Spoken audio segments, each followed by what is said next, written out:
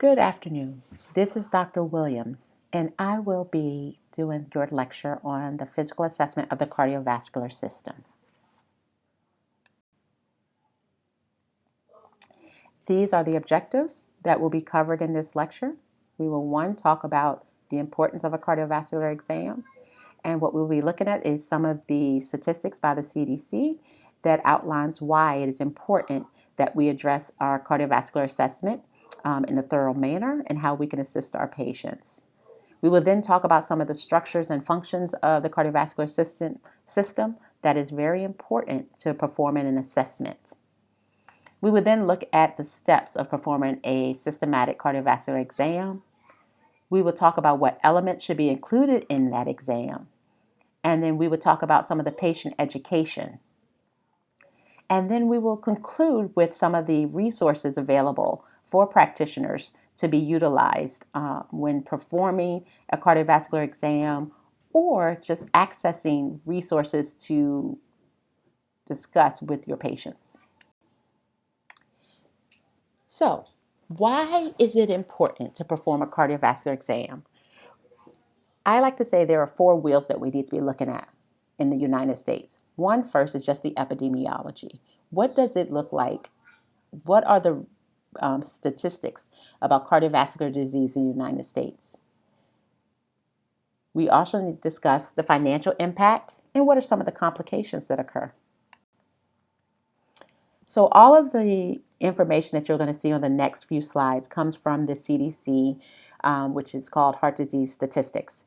I have added the link to these slides for you, so if you want to click on those and you can get more information about the statistics of cardiovascular disease in the United States. Some important facts to know is that cardiovascular disease is a leading cause of death for both men, women, and people of racial and ethnic groups in the United States. They say one person dies every 37 seconds, and that 647,000 Americans die from heart disease every year. It has also been said that the burden of cardiovascular disease on our healthcare system is $219 billion a year. You'll also see on this slide talking about the coronary artery disease and the impact in the United States, which is 18.2 million adults over the age of 20.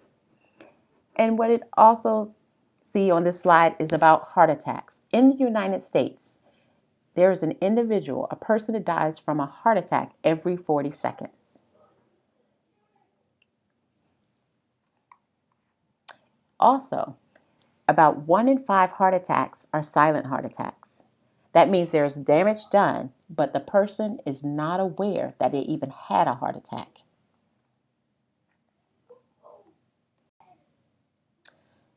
So let's talk about some of the risk factors that have been identified by the CDC.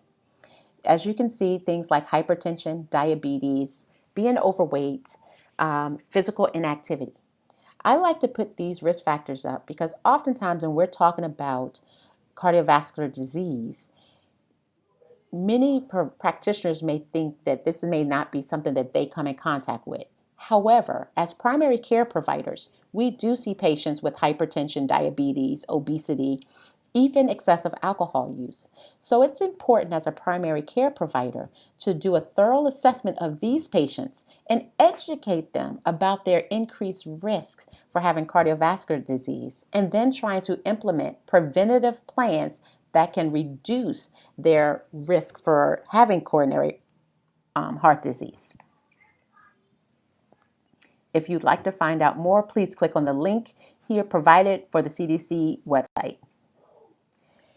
Now that we've talked about a little bit about the epidemiology, some of the risk factors, and some of the financial impact that cardiovascular disease have on the healthcare system, I think we now must go to talking about and looking at first the structures of the cardiovascular system.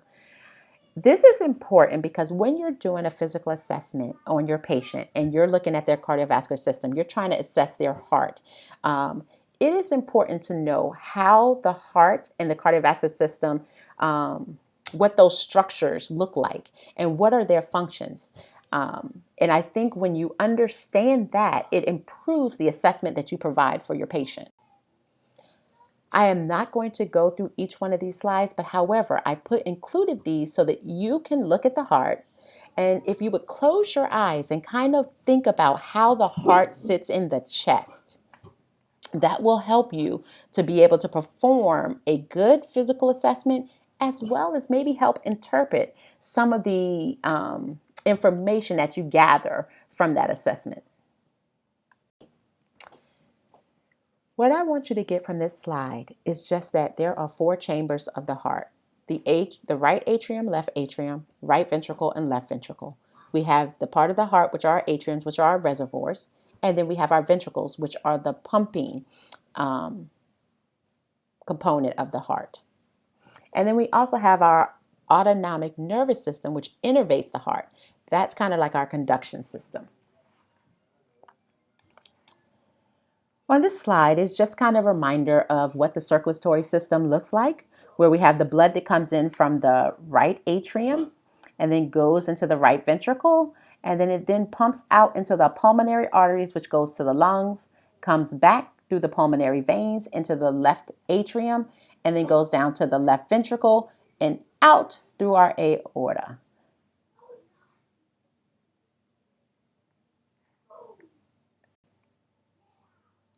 Again, this is just another slide for you just to kind of give you a little background again of the circulatory system.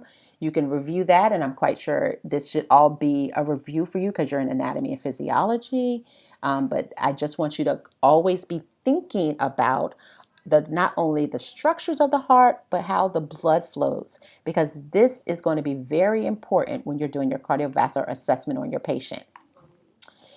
In this slide, what I want you to see is the mitral valve and the tricuspid valve. And this is when we're talking about that pumping action. When we're talking about diastole, that is when your heart is in a sense of resting state. And then you have systole, when your heart is contracting. So when the heart is in its resting state, the mitral valve and the tricuspid valve are open. Okay? That means they are able to receive the blood. The pulmonic and aortic valve, they are closed, so they're keeping the blood from being dispersed throughout the body. However, during systole, that mitral valve and that tricuspid valve now closes, and your pulmonary valve and your aortic valve opens, and thus blood can go into the circulatory system.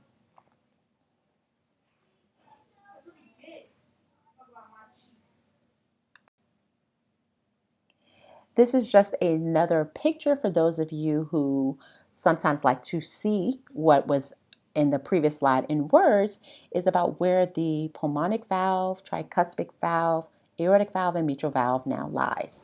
And which one, when we're doing the filling, we have the relaxation, and then when you are having contraction, we are actually injecting that blood throughout the body. So now we can now start to talk about the cardiovascular assessment. Since we've gone through some of the reasons why cardiovascular assessments, doing a comprehensive cardiovascular assessment is important, and we talked about the structures and the function of the heart. Now we can now talk about what does a cardiovascular assessment look like. So when we talk about cardiovascular assessment, this should all look familiar to you all. So for over the last few weeks, we have kind of given you this structure, this template at how to perform a encounter with a patient, looking at the chief complaint, the history of present illness, past medical history, the allergies, family history, personal history, and so forth. Now, what I would like to do is kind of walk you through these sections, and specifically though, we're going to look at how it applies to doing the cardiovascular exam. So now let's talk about the components of your cardiovascular assessment. So just like all the other exams, you're going to ask about the history of present illness, and you will apply old carts to whatever complaint that your patient may present with. So if they talk about palpitations, if they talk about fatigue, if they even talk about having a cough, you do want to make sure that you ask the questions related to old carts. You want to then do a thorough past medical history. Oftentimes, what providers may do when they're asking a past medical history is they inquire with the patient, have they had any chronic medical conditions? I would pose to you all as practitioners that you should aim to ask the patient specific questions about their past medical history. Posing to the patient questions like, any history of having palpitations? Ever been told by a provider that you had an abnormal EKG? Ever been told that you have, or do you remember being diagnosed with rheumatic fever? Ever had an abnormal EKG? This way, if you have a patient who may be at risk and is not identifying with having a chronic condition, this may help you pick up some information that may be pertinent. Another component of the cardiovascular aimed assessment would be the family history. It's very important when you're assessing for cardiovascular disease to ask the patient about a family history of any hyperlipidemia, cardiovascular disease, obesity, anyone talk about having sudden death. And we'll talk about that a little bit more when we, briefly, when we talk about addressing teenagers and young adults. But I would venture to tell you to ask them specifically about their family history, their mother, their father, their grandparents, maternal and paternal. Did any of them have any of these specific disease processes that they know of? Lifestyle factors also come into play with cardiovascular. It's important to ask patients about their smoking habits, which can increase their risk for cardiovascular disease, their inactivity, or even overactivity. Because what we know about individuals who exercise a lot, we can see cardiovascular changes in them as well. Not necessarily as a negative, but however, it would explain maybe some of our results that we may get when we're doing maybe an EKG on a patient. Also about their drug use, alcohol use, stress, and even abuse. What I have seen in my practice is individuals who utilize cocaine, if it's crack cocaine or powder cocaine, there are oftentimes those individuals who have cardiovascular complications. And so it's important to know, do they have any history of drug use? Now, before we go on, I thought it was important just to put in here some of the possible causes of chest pain. I put this in here because it's not only important for us to know that there may be different causes to chest pain, but it will help us as practitioners when we are asking questions to recognize that every chest pain may not be cardiovascular related. It could be related to peptic ulcers, it could be pancreatitis, it can be also related to illicit drug use, even some musculoskeletal issues. And this is where it becomes important when you're doing assessment to differentiate between what the cause may be. This is not always easy. It cannot always be done in a primary care setting. However, it is very important to note that when you're doing your cardiovascular assessment, when a patient may complain of chest pain, that there are multiple causes for it. And so this is thus the challenge that we face as primary care providers. So let's talk about the physical assessment itself. Just like you've learned previously, it includes inspection, palpation, percussion, and auscultation. So let's talk about the inspection of the cardiovascular system. When we're talking about doing inspection, we're talking about looking at the general appearance of the skin, the nails, the face, the eyes. We're also talking about things like xanthomata, which is often seen in individuals who have high cholesterol. So if you look at the inner aspects of the eyes, you'll see like a yellow nodule where it's actually fatty collection. We also look at the nails for splinters and hemorrhaging. We look at the face, the eyes, the mouth, and then we look at the neck, the chest, and the extremities. It's very important because remember, as we talked about the structures and the functions, it's about blood flow. So if there is limited blood flow, you may have pallor. You may also have some cyanosis. You can also have temperature changes. And so that's what you're doing when you're inspecting. You're going to inspect those areas as well as inspect and just look at the chest as well. That inspection continues where you're looking at the structures. You want to look at the chest to see if it looks like the chest is caved in, which is called pectus excavatum, or pectus carinatum, which is when it looks like it's a pigeon chest. We're looking to see if it's barrel. And then there are some people where they have dextrocardia, which is the heart is repositioned on the right side and it's kind of displaced instead of being on the left where we know it. So when you're doing your inspection, you need to make sure you're really looking at the skin, you're looking at the nails, you're looking at the chest and looking at the diaphragm. Inspection becomes very important. Once you have finished inspecting the chest, the skin, the fingers, you will then want to inspect the neck. The best way to do this is to have your patient lay down on the bed, have them turn their neck to the opposite side, look the opposite side from which you are standing, and then you're going to be looking for their external jugular veins and their internal jugular.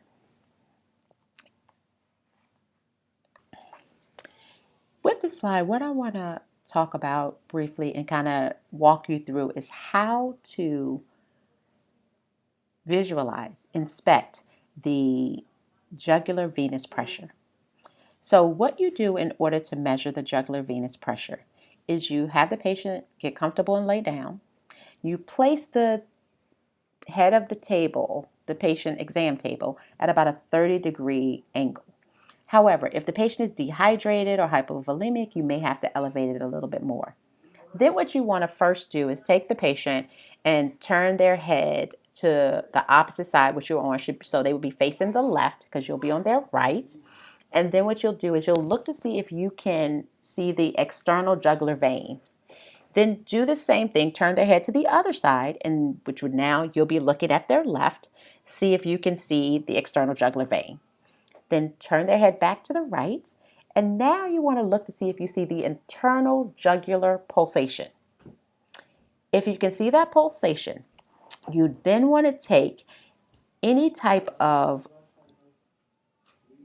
object that is a straight edge, like kind of like rectangular. You can use a cotton swab that's in a wrapping. You can use, some people have actual measuring tapes, but you want to take that object and align it horizontally, okay? Horizontally to that right jugular vein. Then you want to take a ruler, and you then want to take that ruler with the zero edge, and you want that to sit vertically on the sternal angle. So that would be here. And as it sits vertically on the sternal angle, facing upwards, straight up and down, you then want to look at where that horizontal and that vertical object cross. And you want to add 5 centimeters to that, but you're going to look at where it crosses. And what you should see, if things are normal, normally the reading should be less than 8. It can be anywhere between less than 3 centimeters, however, definitely no more than 8. And so that is how you find that jugular venous pressure. The reason this is important, what has been shown in the research is that measurement can be correlated with chronic heart failure. So what we see is that measurement will be higher in chronic heart failure.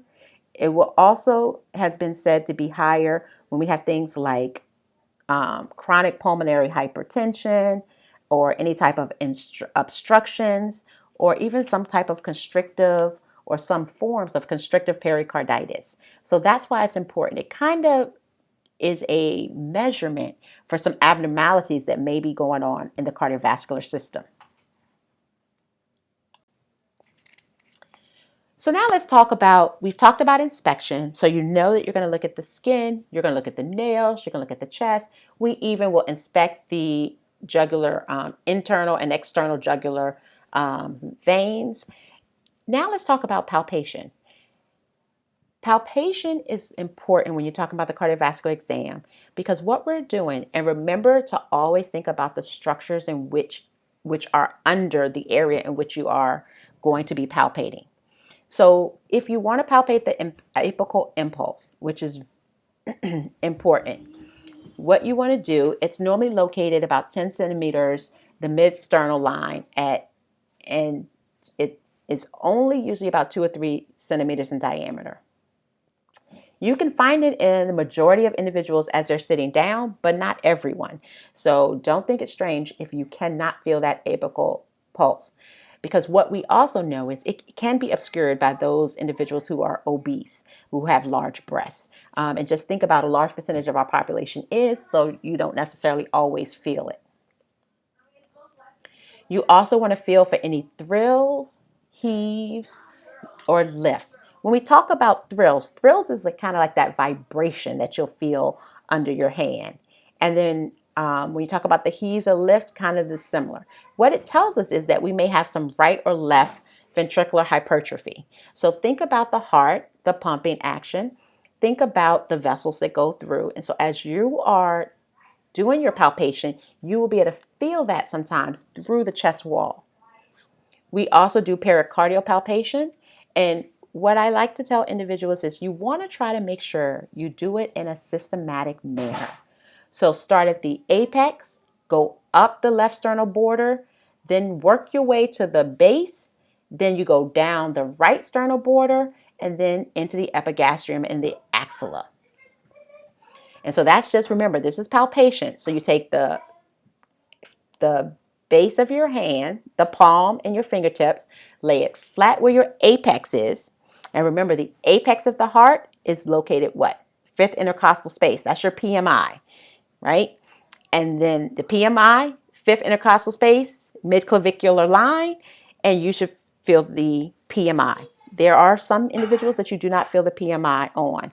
If you want to try to feel the PMI and you have not been able to, kind of let the patient lay in the left lateral position, and sometimes that will shift the heart where you can feel it a little bit better.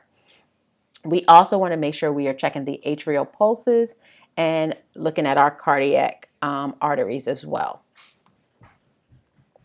The biggest piece to this is making sure that it is systematic in the way in which you are feeling these areas. So get into the routine of doing it the same way every time. So the easiest way to remember, go to the apex of the heart, fifth intercostal space, midclavicular line, and you work your way across the chest over to your left sternum, come up, and then you go make your way across like at the second intercostal space, right sternal border, go down, and then you're going to feel at your epigastrium. I included this slide because percussion does exist in the cardiovascular exam.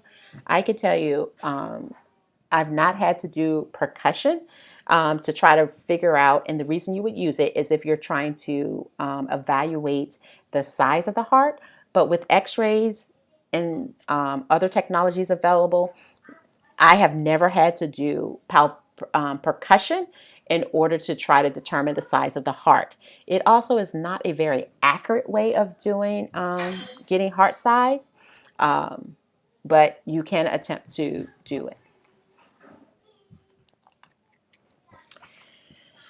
Now let's move to auscultation of the cardiovascular system. When we're talking about auscultation of the cardiovascular system, as nurses, we have all listened to heart. The most important component of a cardiovascular exam, I believe, as practitioners, is to clearly understand what normal heart sounds are.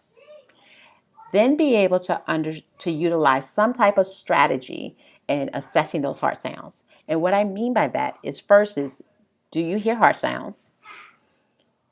What is the rate and the rhythm? Is it regular? Is it irregular? Is it regularly irregular? Is the rate fast, slow? Then let's talk about the intensity. Does it sound loud and bounding? Or does it sound like there is some type of delay? Those are the beginning steps. And then once you can clearly differentiate all of those aspects, then look at, is there any abnormal sounds being heard? Not that you necessarily need to know what those abnormal sounds are. You just need to be able to identify. It is not the normal sound. The rate is regular. The frequency is good. The intensity, duration. However, I do hear something that is abnormal. And then you start to focus in on that abnormality. So traditionally, there are 5 areas that we auscultate when we're listening to the heart. And I will, in the next slide, I'm going to show you a little acronym that may help you to remember those. When we're auscultating the patient should be supine. We can listen to S1, S2. If they are in that left lateral decubitus position, we often can hear the diastolic events at the apex with the bell of the stethoscope. Remember, the bell of the stethoscope is effective in hearing low-pitched sounds, where the diaphragm does high-pitched sounds. Also, when listening, you can do it when the patient is upright and sitting. You're going to hear your S1, S2. You should be able to hear it throughout the entire auscultation of every site. It is also the times when you can hear systolic murmurs pretty good. If they are upright and leaning forward, that's when you can often hear the diastolic. And the easy way I remember, if I'm thinking about systolic or diastolic, think about diastolic is usually going to be a little softer. So if you have the patient changing positions, leaning forward, laying on the left side, it's going to reposition the heart and kind of move it closer, so you'll be able to hear that lower pitch sound better. Here's a little acronym I utilize that helps me to when I'm listening. So what I think about is, if you're at the second intercostal space, right sternal border, you're listening to the aorta. So I want you to place your hands on your chest, second intercostal space, right sternal border, aorta. Second intercostal space, left sternal border, pulmonic. When you go to the third intercostal space, left sternal border, it's called Erb's point. Third intercostal space, left sternum border, Erb's point. Put your hands there, say it to yourself out loud. When you go to the fourth intercostal space, left sternal border, is your tricuspid. Fifth intercostal space, midclavicular line, is your mitral.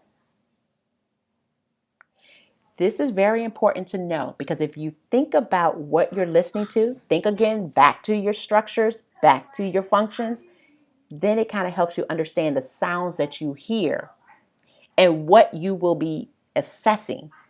Because think about your tricuspid valve, that's on your right. Your mitral valve is on your left. Your aortic and your pulmonic.